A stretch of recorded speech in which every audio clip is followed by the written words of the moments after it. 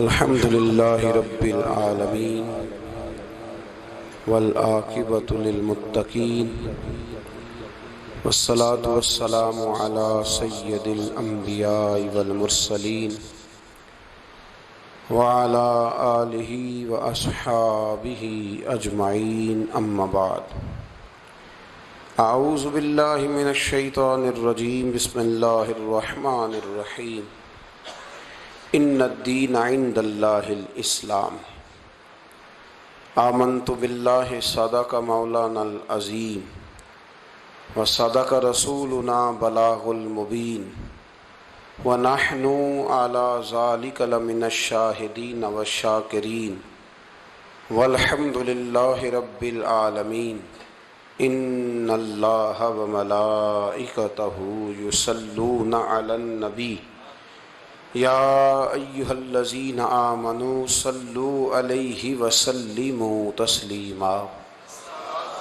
الصلاۃ والسلام علیک یا رسول اللہ وعلی آلک واصحابک یا حبیب اللہ اللہم صلی علی سیدنا و مولانا محمد معدن الجود والکرم وآلہ وصحبہ وبارک وسلم۔ تمام تعریفیں حمد و ثنا اللہ جل مجدہ الکریم کے لیے، ہر قسم کے درود و سلام نبی اکرم نور مجسم شفیع معظم احمد مجتبیٰ جناب حضرت محمد مصطفیٰ صلی اللہ علیہ وسلم کی ذات والا صفات کے لیے حمد و صلات کے بعد رمضان المبارک کا تیسرا جمعۃ المبارک اللہ تعالیٰ اسے ہمارے لیے باعث خیر و برکت فرمائے۔ دوستو، قرآن مجید میں اللہ کریم نے فرمایا ان الدین عند اللہ الاسلام، فرمایا اللہ کے نزدیک جو دین ہے وہ دین اسلام ہے۔ رب کریم کی نظر میں جو دین قدر والا ہے، شان والا ہے، اس کا پسندیدہ ہے وہ دین اسلام۔ دین اسلام بڑا خوبصورت مذہب ہے، چونکہ جو چیز بالکل انسان کے قریب آ جاتی ہے، جو اس کو حاصل ہو جاتی ہے، پھر وہ اس کی طلب چھوڑ دیتا ہے، اس کا ذکر چھوڑ دیتا ہے، اس کی خوبصورتی کا تذکرہ چھوڑ دیتا ہے۔ دین اسلام کی خوبصورتی کا روز اگر ہم ذکر کریں گے نا تو ہمارے دلوں میں ایمان تازہ رہے گا، آنے والی نسل دین اسلام کی خوبصورتی سے آگاہ رہے گی۔ کچھ عرصے سے ذہن پر ایک بات بار بار آتی ہے کہ جب سے ہمارے حکمرانوں نے، لوگوں نے یورپ کا، اہل یورپ کا ذکر کرنا شروع کیا ہے اور بار بار اس کے فضائل، ان کا قانون، ان کی خوبصورتی، ان کے اچھے اخلاق کا لوگوں نے ذکر کرنا شروع کیا ہے، تو ہمارے نوجوانوں کے اور آنے والی ملت کے ذہنوں میں ایسے محسوس ہوتا ہے کہ جیسے ان کی ترجیحات زیادہ بیٹھتی جا رہی۔ ٹھیک کہہ رہا ہوں میں؟ اس خوبصورتی سے لوگ ذکر کرتے ہیں، اس خوبصورتی سے، اور بعض ایسے بیان کرنے والے، تقریر کرنے والے واعظین، مبلغین، وہ کے آتے ہیں تو ان کا لب و لہجہ بھی اس قدر شستہ ان کے بارے میں ہو جاتا ہے کہ اہل اسلام کی کمزوریاں بیان کی جاتی ہیں اور اہل کفر کے اندر جو خوبیاں ہیں ان کا ذکر کیا جاتا ہے۔ حالانکہ قرآن مجید یہ فرماتا ہے کہ کافر کوئی عمل کر بھی لے تو وہ اس طرح ہی ہے جس طرح پتھر کے اوپر ریت پڑی ہوئی ہے، ذرا سی ہوا آئے گی تو ریت ساری اڑ جائے گی۔ نیک کام کا فائدہ تو اسے ملے گا جس کے سینے میں اللہ نے ایمان کی دولت رکھی ہوئی ہے۔ تو دین اسلام ایک خوبصورت دین ہے، ایک خوبصورت دین، ایک شاندار۔ دیکھیں نا، آپ بڑے اچھے ڈاکٹر کے پاس دوائی لینے چلے جائیں پر دوائی کھائیں نہ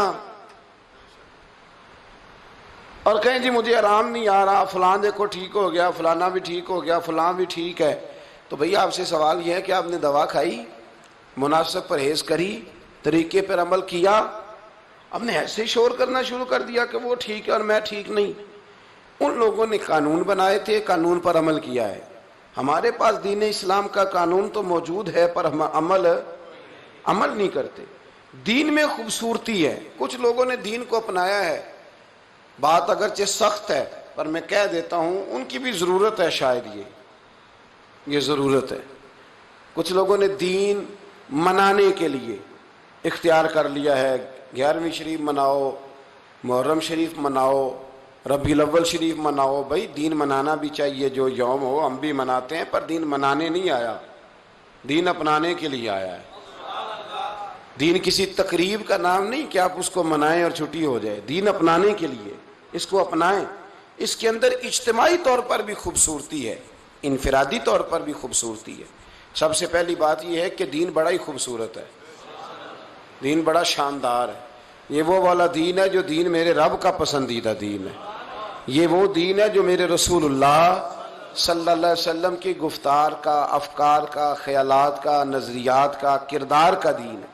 میرے نبی کریم علیہ السلام نے اس کی ترویج کی ہے، حضور علیہ السلام نے اس کے اندر رنگ بھرے ہیں۔ خوبصورت ترین دین، خوبصورت۔ اور دین اسلام ایک آسان دین ہے، ہم لوگوں نے اس کو موضوع بحث بنا لیا ہے، ورنہ دین بڑا آسان، اس پر عمل کرنا بڑا آسان، دین کے معاملات بڑے آسان، آپ بڑی جلدی اس پر عمل کر سکتے ہیں۔ اور دین فطری ہے، تعلیم حاصل ضرور کرنی چاہیے، پر دین وہ ہے جو آپ کی فطرت ہے، یعنی آپ کے اندر سے یہ آواز آ جائے گی کہ یہ چیز حلال ہے اور یہ چیز، چلیں آپ آج بتا ہی دیں، جمعے والا دن ہے، آتی ہے اندر سے آواز کہ نہیں آتی؟ یعنی آپ اگر 5 روپے کا کام بھی ناجائز کرنے لگتے ہیں تو آپ کے اندر سے آواز آتی ہے کہ یہ جائز نہیں۔ تو دین تو فطرت ہے، تعلیم حاصل کر کے آپ اس کو لیتے ہیں تو بڑی اچھی بات ہے، لیکن آپ کے اتنا آسان دین ہے جو آپ کی طبیعت سے میچ کر گیا ہے، آپ کے اندر سے آواز آتی ہے کہ یہ چیز ٹھیک ہے اور یہ چیز ٹھیک نہیں ہے۔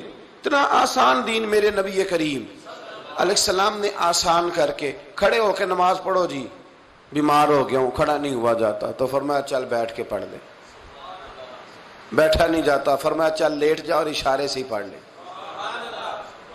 کوئی نہیں تو اشارے سے پڑھ لے۔ رمضان آ گیا جی میں بڑا بیمار ہوں، کوئی عرض نہیں، تو عید کے بعد روزے رکھ لینا، میں جی رکھ ہی نہیں سکتا، مجھے امید ہی نہیں، چل تو فدیہ دے دے، تیرا فدیہ بھی قبول کر لیا جائے گا۔ اتنا آسان دین، اتنا آسان دین۔ زکوٰۃ ادا کرنی ہے جی، جو مال آپ کے قبضے میں، کبھی آپ زکوٰۃ کا نظام دیکھیں تو اتنا آسان ہے نا زکوٰۃ دینا، یعنی آپ کی ضروری، اللہ تعالیٰ کہے نا کہ جو ضرورت ہے اس میں سے 2.5% دو، مشکل کام نہیں یہ بھی، کل مال میں سے 2.5% دے دو تو یہ بھی مشکل ہے، لیکن اللہ کرے آپ سمجھے جو میں سمجھانا چاہ رہا ہوں۔ کل مال میں سے 2.5% دے دو، تو جس آدمی کا 50 لاکھ کا مکان ہے اس کو 2.5% دیتے ہوئے کیا اعتراض ہے؟ لیکن فرمایا نہیں، جو تیری ضرورت کا ہے وہ سارا رکھ لے، 1 روپیہ بھی نہ دے، اور ضرورت سے جو زیادہ ہے نا وہ بھی اگر 2-4 لاکھ ہے تو جا نہیں لیتے، وہ اگر 7.5 تولے سونے کے برابر ہو جائے، اور پھر ابھی تو 2-3 مہینے ہوئے جی میرے پاس پیسے آئے، فرمایا جا ابھی بھی نہیں لیتے، کب لیں گے؟ فرمایا جب سال پورا گزر جائے اور پھر تیری ضروریات سے، تیری حاجات اصلیہ سے وہ چیز زیادہ ہو، فرمایا اس وقت بھی تجھ سے 2.5% قبول کریں گے، اور اگر اگلے سال بھی تیرے پاس توفیق ہوئی تو پھر تجھ سے قبول کریں گے، ورنہ قبول نہیں کریں گے۔ 2.5% ہے صرف تیرے ذمے، اس سے زیادہ تیرے ذمے نہیں ہے۔ میرے نبی کریم علیہ السلام نے اتنا آسان دین، اسی طرح کا حج کا معاملہ ہے، اگر استطاعت ہے تو حج کرنے آؤ، اگر نہیں ہے تو نہ آؤ۔ تو ایک بندے نے کہا جی میرے پاس استطاعت تو ہے، پیسے ہیں، میری صحت کوئی نہیں، تو فرمایا ٹھیک ہے تو حج بدل کرا دے، کسی کو بھیج کے حج کرا دے۔ تو اتنا آسان کر کے دین میرے نبی پاک علیہ السلام نے 3 دن تراویح جماعت کے ساتھ پڑھی، حضور نے پڑھی ہمیشہ جماعت کے ساتھ 3 دن پڑھی۔ سمجھ آ رہی ہے میری بات کی؟ لفظوں کو اسی طرح لیجئے گا جس طرح کہ میں کہہ رہا ہوں۔ حضور علیہ السلام نے 3 دن تک جماعت کے ساتھ پڑھی، پھر چوتھے دن صحابہ انتظار کرتے رہے پر حضور باہر نہیں آئے، اور شام کو حضور نے فرمایا مجھے پتہ ہے تم انتظار کرتے رہے ہو، پر میں اس لیے نہیں آیا کہ کہیں تراویح کی جماعت فرض نہ ہو جائے۔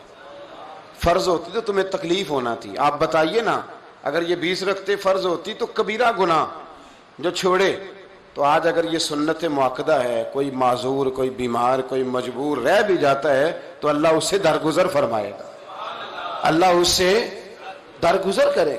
تو میرے عزیز, اسلام نے آسان کر کے دین دیا, آسان. بچہ پیدا ہو گیا تو ٹھیک ہے, اگر آپ کے پاس توفیق ہے تو عقیقہ کر لیں, نہیں تو اپنے گھر میں خوش رہیں, کوئی شریعت پابند نہیں کرتی. شادی کا موقع آ گیا تو عورت کو حق مہر دینا ضروری ہے, اس کی طبیعت کے مطابق, اس کی ڈیمانڈ کے مطابق. باقی کسی چیز کی کوئی ضرورت.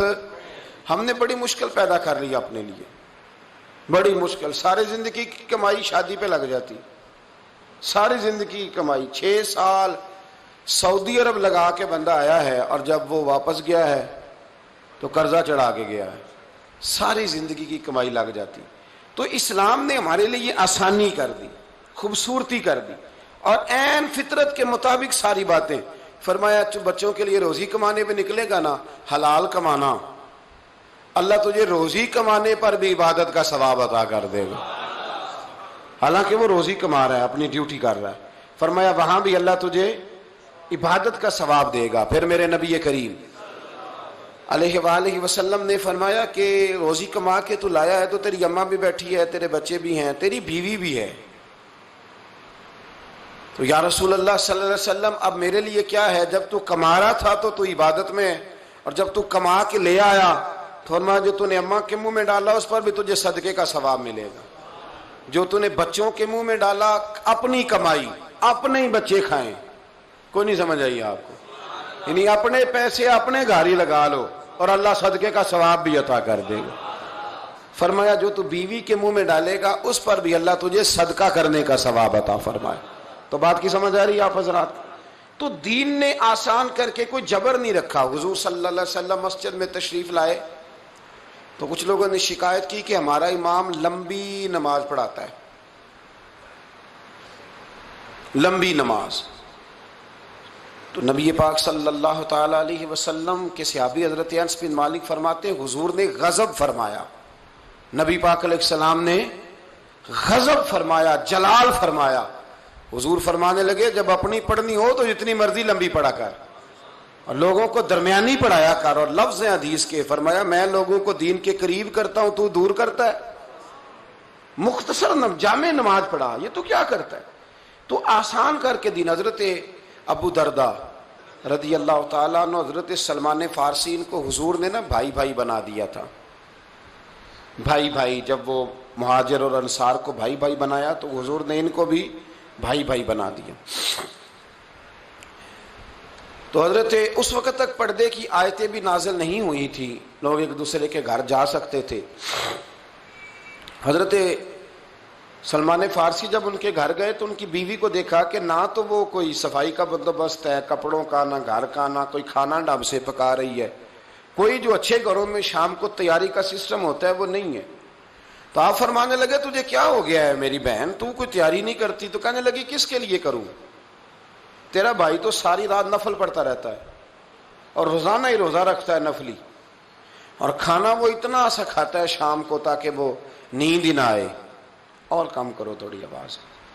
تو وہ کس کے لیے یہ تیاری کروں, کس کو میں یہ سارا کچھ دوں؟ حضرت سلمان فارسی کہنے لگے سمجھ آ گئی ہے بات کی, کر لیتے ہیں ٹھیک اسے.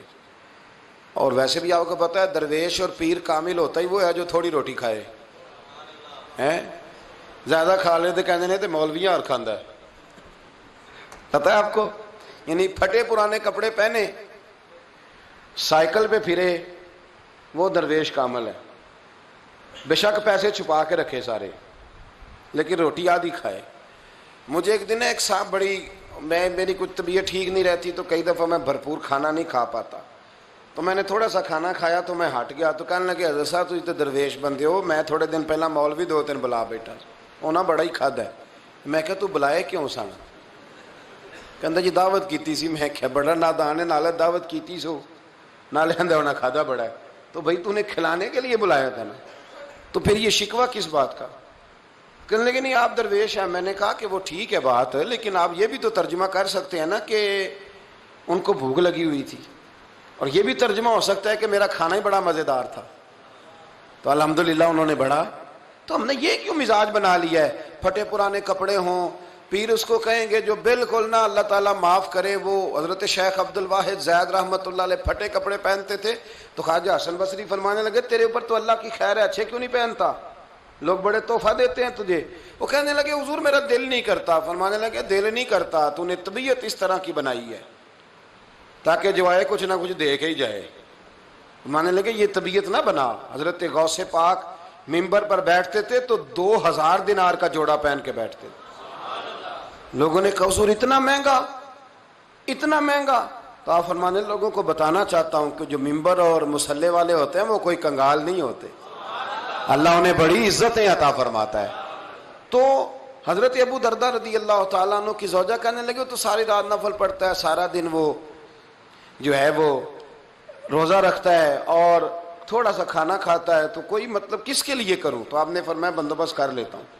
فرمانے لگے آج تو کھول کے روٹی پکا۔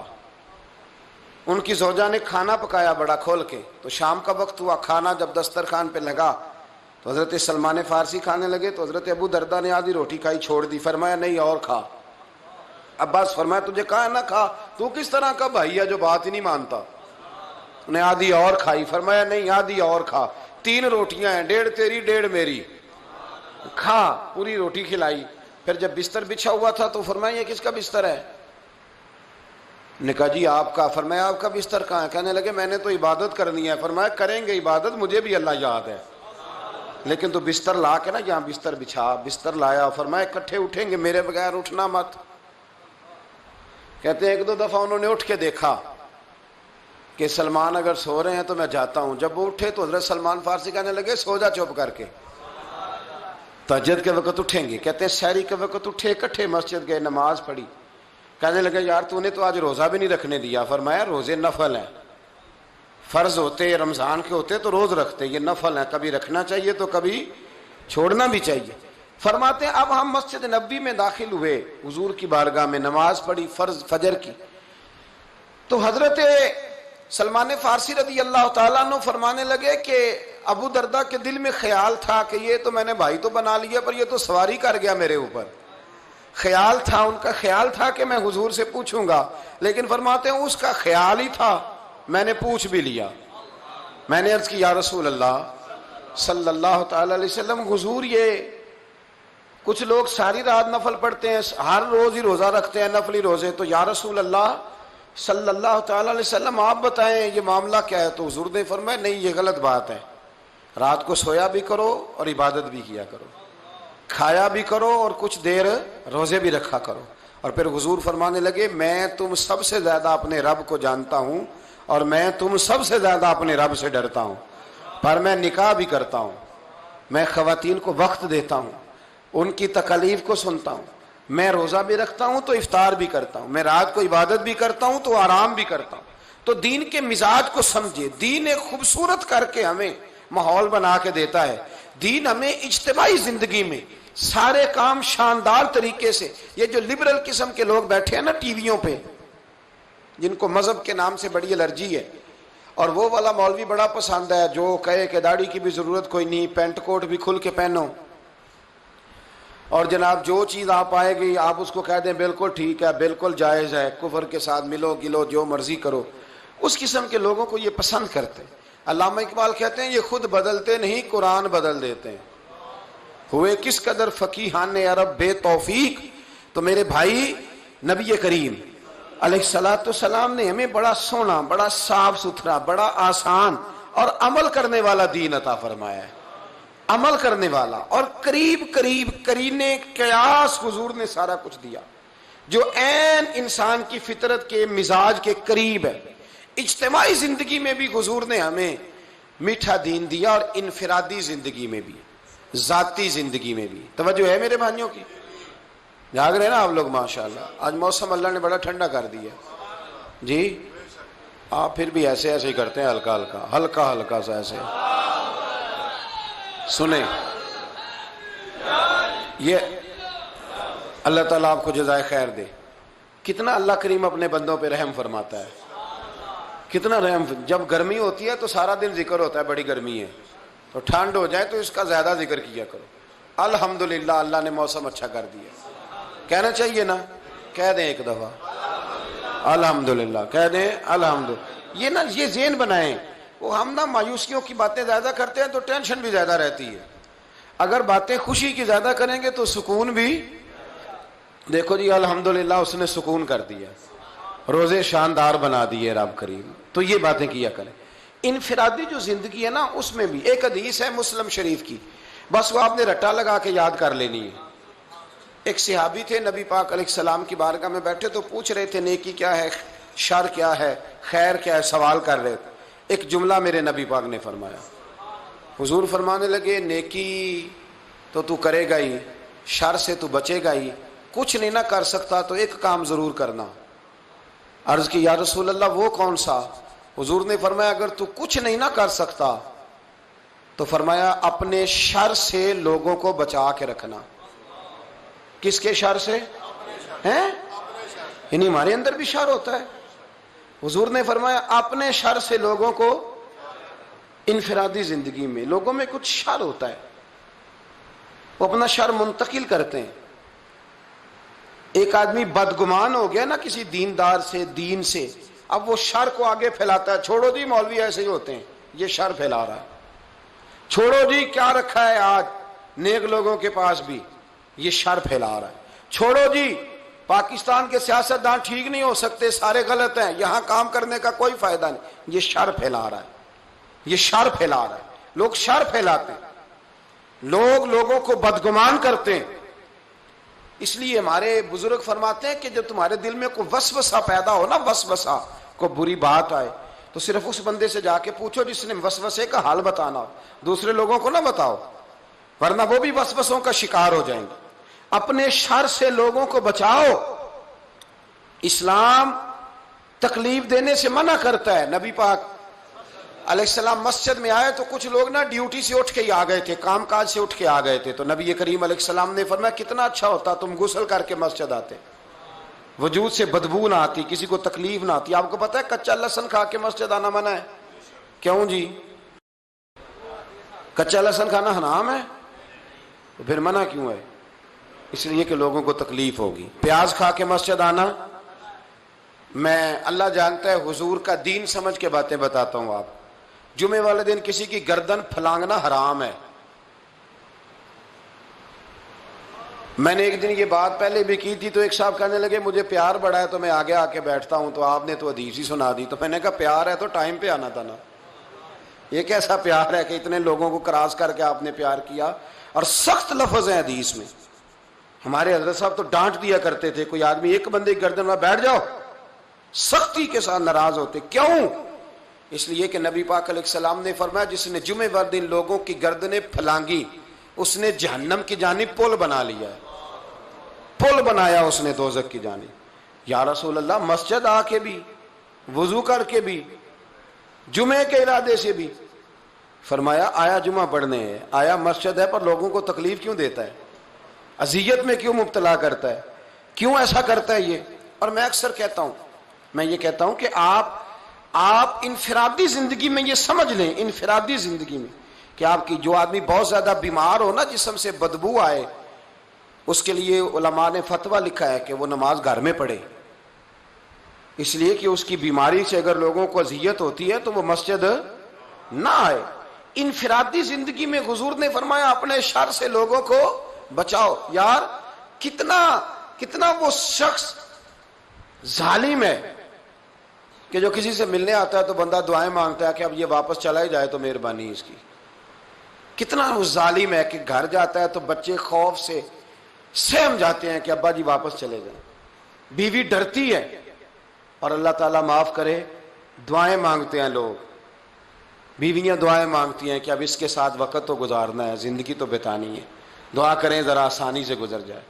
اور یہ میں بڑی ذمہ داری سے کہہ رہا ہوں, میں نے بعض مردوں کو بھی دعائیں مانگتے دیکھا ہے کہ دعا کریں اس عورت کے ساتھ میرا وقت صحیح گزر جائے, میرے 4-5 بچے ہیں, پر یہ زبان کی شریر ہے, یہ تکلیف دیتی. ہم لوگ اپنے صدقے دے کے, خیرات دے کے اور نمازیں پڑھ کے اور روزے رکھ کے جب معاشرے میں شر پھیلاتے ہیں نا, شر تو پھر ہم دین کی خوبصورتی پر معاذ اللہ سوالیہ نشان چھوڑتے ہیں. میرے رسول کریم علیہ الصلوۃ والسلام سے کہ بارگاہ میں عرض کیا گیا یا رسول اللہ ایک بی بی بڑا ہی صدقہ کرتی ہے پر شریر ہے, اپنی زبان سے تکلیف دیتی ہے, میں اپنے لفظ میں کہوں گا بدتمیز ہے, سخت بولتی ہے. اور جی میں جی سچی بات کرتا ہوں کسی کو غصہ ہی لگے, وہ کون سی سچی بات ہوتی ہے جس کا غصہ لگتا ہے؟ آپ سچی نہیں کرتے, آپ بدتمیزی کرتے ہیں, آپ لوگوں کی عیب جوئی کرتے ہیں, آپ زبان درازی کرتے ہیں. سچ بات کہنے والے میں اور زبان درازی کرنے والے میں فرق ہوتا ہے. آپ سچی بات نہیں کہہ رہے, سچی بات تو میرے نبی پاک کی ساری باتیں سچی تھی.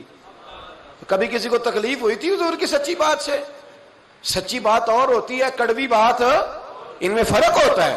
سچی بات کرنے کا بھی طریقہ سیکھیں, صحیح بات کرنے کا بھی سٹائل سیکھیں, وہ کیسے کرنی ہے. سچی بات بھی ٹھیک طریقے سے کریں گے تو وہ صحیح ہوگی. کبھی آپ نے دیکھا ہے کہ ڈاکٹر کڑوی گولی دے اور کہے پانی نہیں پینا, دوائی کڑوی دے دی اور ساتھ کہتا ہے کہ پانی یہ ہوتا ہے, وہ کہتا ہے یہ دوائی ہے اور اس کے بعد تم نے پانی پینا ہے تاکہ تمہاری کڑواہٹ. یہ کس قسم کا سچ ہے؟ عرض کی یا رسول اللہ صلی اللہ علیہ وسلم وہ نا صدقہ دیتی ہے لیکن اپنی زبان سے لوگوں کو تکلیف دیتی ہے, تو رسول کریم نے فرمایا وہ جہنمی عورت ہے, وہ اس کے صدقے خیراتیں دوزخ کے سامنے آڑ نہیں بنے گی, وہ دوزخی ہے. یا رسول اللہ ایک بی بی ہے ہمارے محلے میں, پنیر کے خشک ٹکڑے صدقہ کرتی ہے, وہ بھی کبھی کبھی. صحابی پوچھتے ہیں حضور پنیر کے خشک ٹکڑے وہ بھی کبھی کبھی, لیکن حضور زبان کی بڑی میٹھی ہے, حضور لب و لہجے کی بڑی اچھی ہے, لوگوں کو تکلیف نہیں دیتی. تو میرے نبی کریم سید عالم صلی اللہ تعالی علیہ وآلہ وسلم نے فرمایا اسے جا کے بتا دو کہ اس کے نبی خوشخبری دیتے ہیں کہ رب تجھے بغیر حساب کتاب جنت عطا فرمائے گا. آپ دیکھیں کہ آپ کی وجہ سے اذیت تو نہیں پہنچ رہی, تکلیف تو نہیں آ رہی لوگوں کو, ہم بوجھ تو نہیں بن رہے. قرآن مجید نے حکم دیا کہ اے میرے محبوب کے غلاموں جب کھانا کھا لو نا تو پھر میرے نبی کے گھر زیادہ دیر نہ بیٹھا کرو. حضور نے دعوت پکائی تھی تو کچھ لوگ روٹی کھا کے گپے مارنے بیٹھ گئے, میں کھانا کھا لیا تو اب جاؤ. کچھ لوگ بوجھ بنتے ہیں طبیعت پہ, باتیں ہیں تو کیے جاتے ہیں, سوال ہیں تو کیے جاتے ہیں, تو محسوس ہی نہیں کرتے کہ ہمیں تھوڑا احساس کرنا چاہیے. آپ کی ذات سے کبھی کسی کو کوئی تکلیف, آپ بے ضرر زندگی گزاریں, بے کیف زندگی گزاریں. آپ بھلا نہیں کر سکتے تو نقصان تو نہ کریں. اسلام کہتا ہے کہ تو دیکھ تیرا اٹھنا بیٹھنا چلنا پھرنا حتیٰ کہ تقریر کرنا بھی کسی کو تکلیف نہ دے. سنو تاریخ بغداد, حضرت عائشہ صدیقہ رضی اللہ تعالی عنہ, حضرت عائشہ صدیقہ نے حضرت عمر کو پیغام بھیجا, فرمایا ایک بندہ ہے وہ روز میرے دروازے کے سامنے کھڑے ہو کے تبلیغ کرتا ہے اور زور زور سے واز کہتا ہے, نہ مجھے نماز پڑھنے دیتا ہے, نہ تلاوت کرنے دیتا ہے, نہ آرام کرنے دیتا ہے. تو حضرت عمر فاروق رضی اللہ تعالیٰ عنہ تشریف لائے, امیر المومنین تھے, اس کو فرمایا کہ تو اس طرح کر, تبلیغ اتنی کر جتنی لوگ برداشت کریں, اتنی لمبی چوڑی تقریر نہ کر, اتنا زیادہ اونچا اونچا نہ بول. کہنے لگا آج کے بعد نہیں کروں گا. چند دن گزرے تو پھر اس نے یہ کام شروع کر دیا. حضرت عائشہ صدیقہ نے پھر پیغام بھیجا, دیکھیں میں کتنی نازک بات کر رہا ہوں, دین اسلام کی خوبصورتی, نازک بات. یعنی وہ کیا کرتا تھا؟ تبلیغ کرتا تھا نا, کیا کرتا تھا؟ واز کہتا تھا نا, تقریر کرتا تھا نا, کوئی اچھی بات ہی کرتا ہوگا نا. حضرت عائشہ صدیقہ نے پھر پیغام بھیجا حضرت عمر کو کہ وہ تو پھر شروع ہو گیا. تو جناب عمر ڈنڈا لے کے آئے اور اتنا مارا کہ ڈنڈا توڑ دیا. فرمانے لگے یہ کون سی تبلیغ ہے جس کی وجہ سے لوگوں کو اذیت پہنچ رہی ہے؟ تو یہاں اگر آپ کسی کو کہہ دیں ساؤنڈ سسٹم کی آواز کم کرو تو وہ آپ کو بے ادب ہونے کی ڈگری دے دے گا, آپ گستاخ ہیں, بے ادب ہیں. ایسا نہ کریں.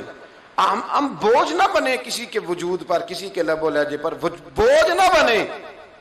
یار بڑی یہ کوئی جوانی ہے کہ آپ گھر گئے ہیں تو آپ نے مصیبت کھڑی کر دی ہے کہ میری مرضی کا کھانا کیوں نہیں پکا.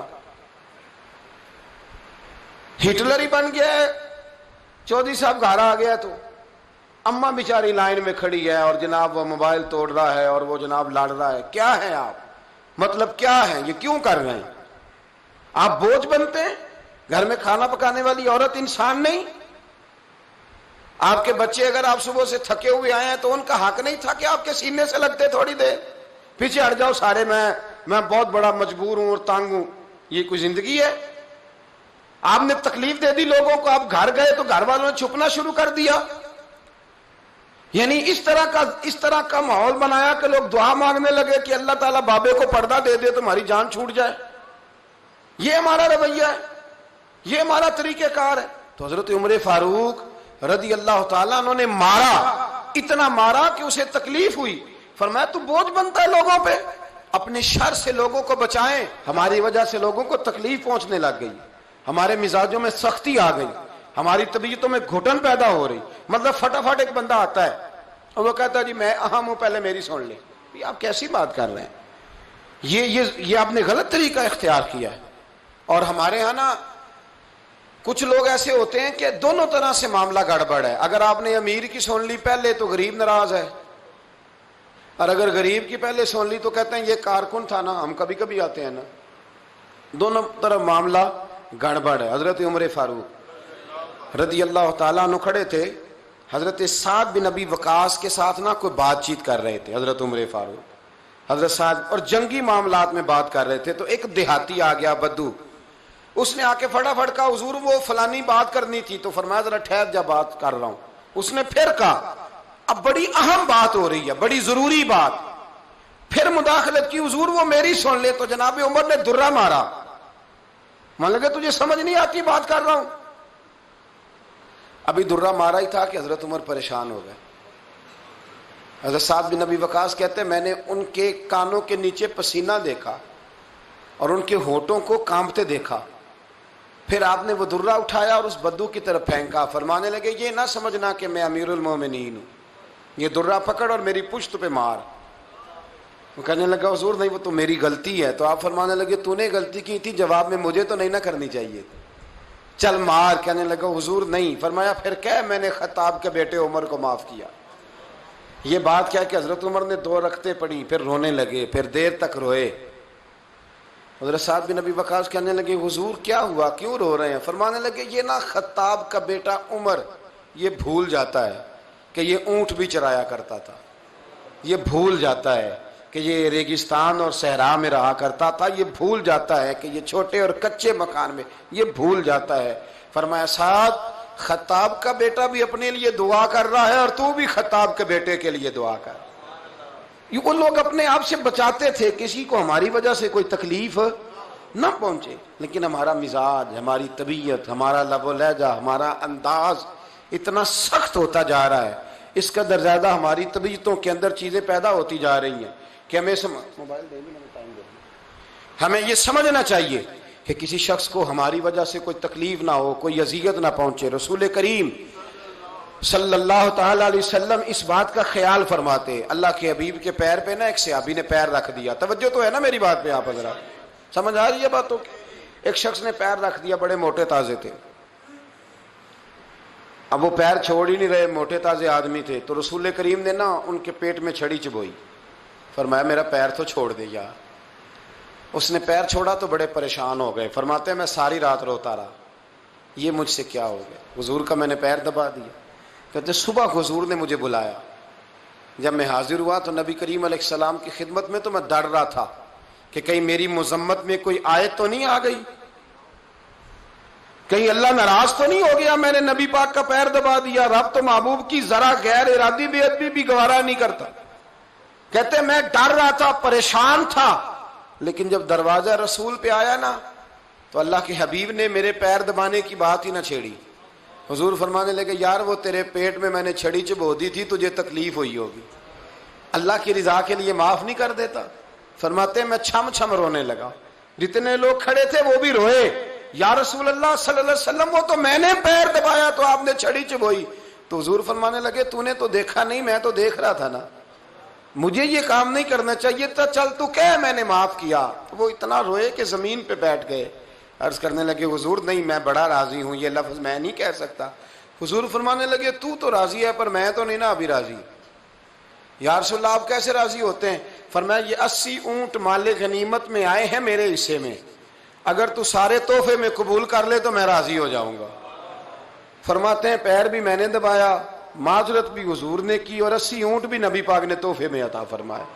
یہ دین کا وہ حسن ہے, یہ وہ نزاکت ہے دین کی, یہ وہ خوبصورتی ہے, یہ وہ بندہ نوازی ہے کہ آپ کے وجود سے کسی شخص کو کوئی تکلیف نہ پہنچے.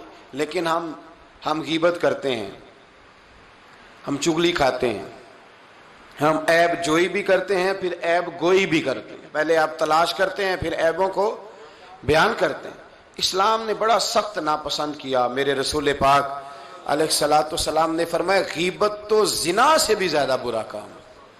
زنا ایک گندا کام ہے اور غیبت اس سے بھی برا ہے. لیکن ہم ڈسکس کرتے ہیں, ہم شر انگیزی کرتے ہیں, ہم باتوں کو پھیلاتے ہیں. آپ یقین کریں حق سے زیادہ جھوٹ معاشرے میں پھیلا ہوتا ہے. حق سے زیادہ جھوٹ جس کی کوئی بنیاد نہیں ہوتی, کوئی وجود نہیں ہوتا, وہ چیزیں عام ہوتی ہیں, وہ پھیلی ہوئی ہوتی ہیں. ان کو ہم مزے لے لے کے بات کر رہے ہوتے ہیں. کوشش کریں ہماری وجہ سے کسی کو تکلیف نہ پہنچے, ہم خیر پھیلانے کا. بغداد میں ایک بزرگ تھے تو درزیوں کا کام کرتے تھے. اللہ کے نبی حضرت ادریس علیہ السلام بھی درزیوں کا کام کرتے تھے. خوش ہوئے نا بات سن کے. پیشہ کوئی بھی برا نہیں, ایک برا ہے وہ ہے ہاتھ پھیلانا. اس کے علاوہ کوئی پیشہ برا یہ برا نہیں, یہ ہاتھ پھیلانا برا ہے.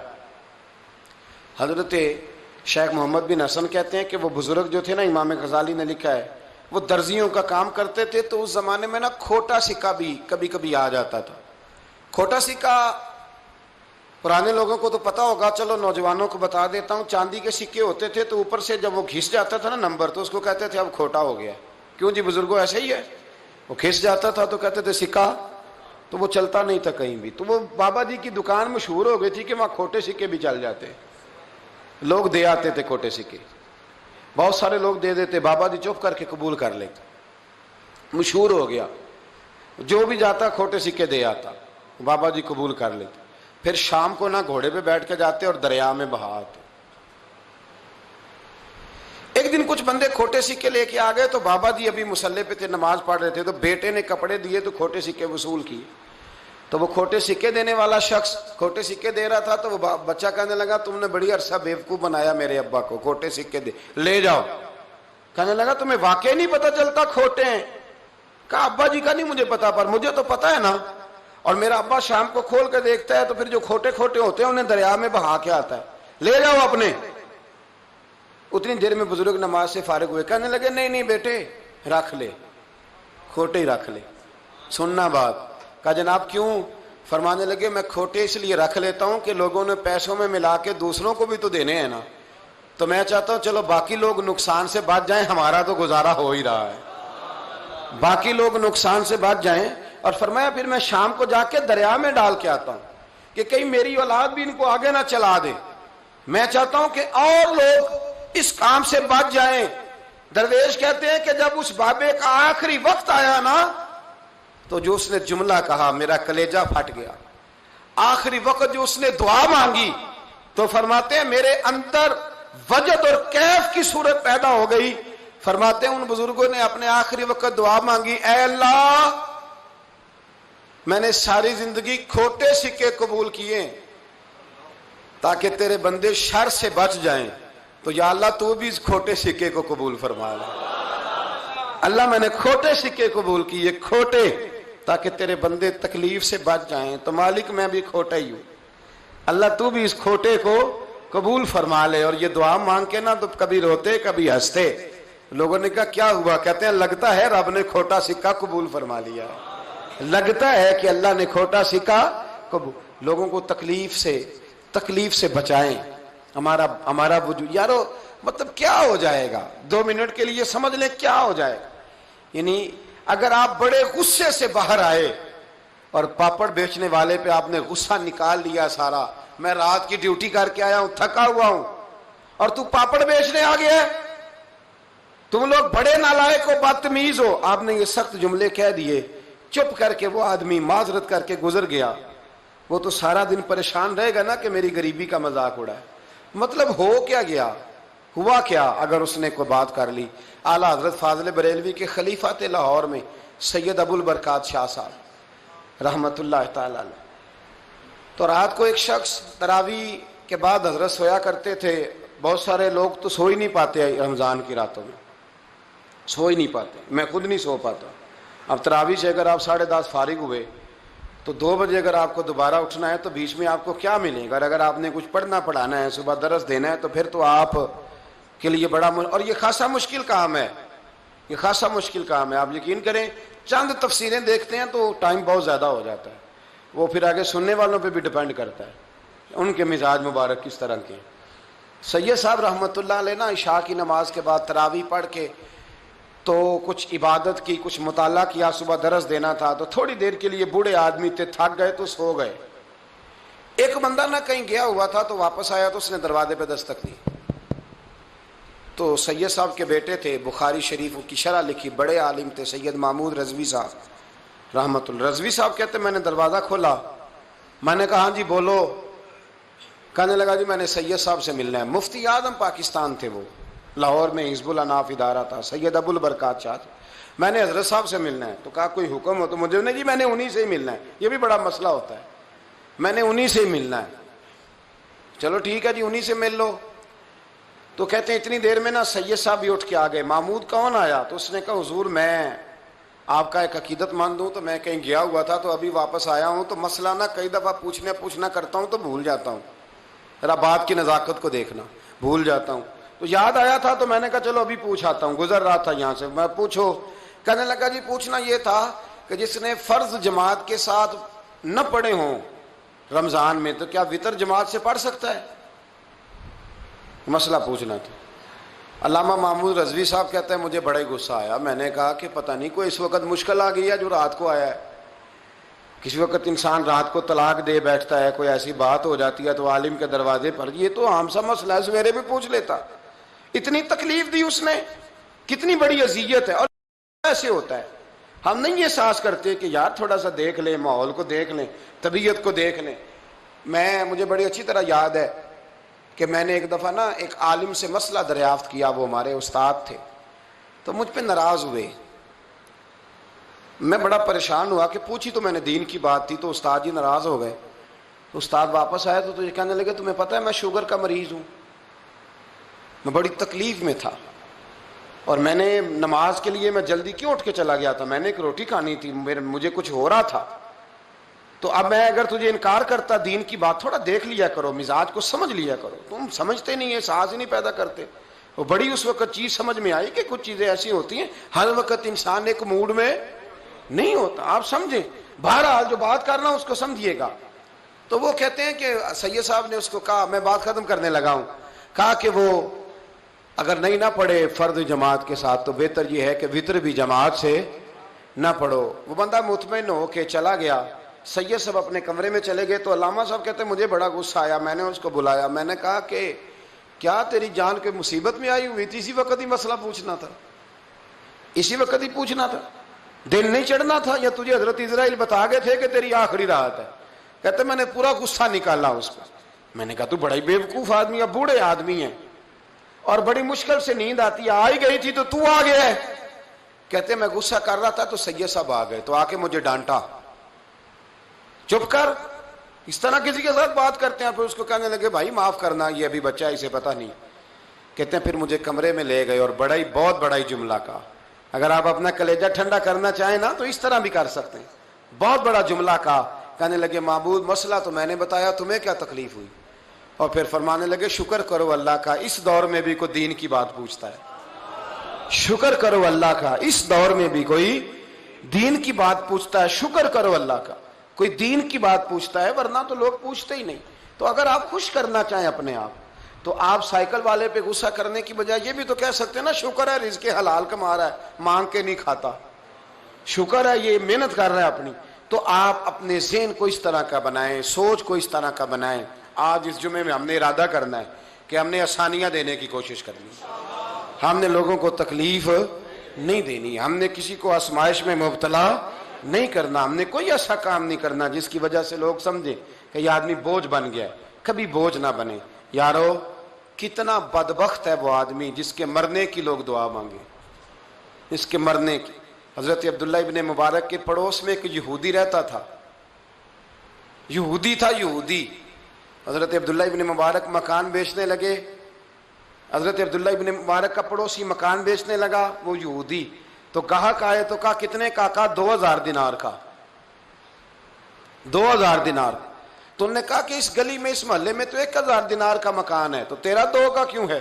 کہنے لگے 1000 میرے مکان کا اور 1000 عبداللہ ابن مبارک کے پڑوسی ہونے کا، اس لیے کہ اتنا شاندار پڑوسی تمہیں کبھی نہیں ملے گا جس کی ہم نے کبھی آواز ہی نہیں سنی۔ 1000 روپیہ لوں گا ان کے پڑوس میں جگہ دینے کا، 1000۔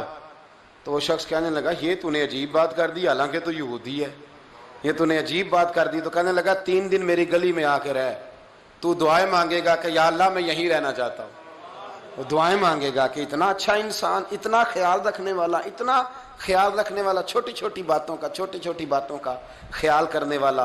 امام زین العابدین کا وصال ہوا نا، تو آپ کے صاحبزادے کہتے ہیں مجھے نہیں پتا تھا کہ میرے ابا کا دنیا سے اتنا پیار ہے۔